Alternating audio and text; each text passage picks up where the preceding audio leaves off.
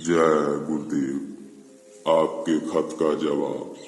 हरि प्रकाश जी, आप यह समझ लीजिए कि अनादि काल से यह आत्मा जन्म मरण के चक्कर में भटक रही है और अनेक प्रकार के दुखों तकलीफों को भोगती आई है।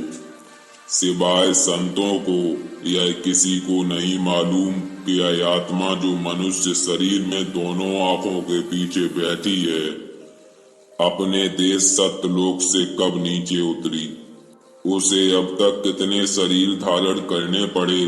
कभी आत्मा पेड़ पौधों की योनि में थी, कभी कीड़े मकोड़ों की योनि में, कभी इसने पशु पक्षी का रूप धारण किया, कभी देवी देवता का भी, मनुष्य का, तो कभी भूत प्रेत का शरीर मिला। अनेक प्रकार की योनियों में यह जीवात्मा भटकती रही है। प्रत्येक जीवन में यह दुख सुख भोगती रही और धर्मराज के दरबार में अपने कर्मों का हिसाब देने के लिए हाजिर होती रही। उसके बाद इस संसार में अपने कर्मों का फल भोगने के लिए भेजी जाती रही।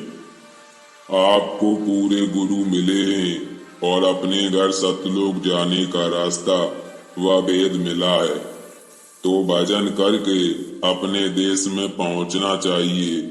पराये देश में जीवात्मा को सुख और आराम नहीं मिलेगा। पिछले सभी महात्माओं ने जीवों को चेताया है और कहा है कि धाम अपने चलो भाई, पराये देश नहीं रहना। फिर कहा है कि कहें कबीर वह घर चलो जहाँ काल न जाई। हम सभी को अब होश में आ जाना चाहिए। मनुष्य शरीर अनमोल है, मानव रचना के शिखर पर है।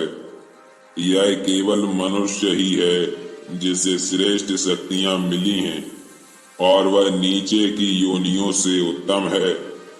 पूरे गुरु यानी संत सतगुरु अगर मिल जाएंगे तो उनकी दया से इस मृत्यु लोक को अलविदा करके अपने निज धाम सत्यलोक को जीवात्मा पहुंच सकती है।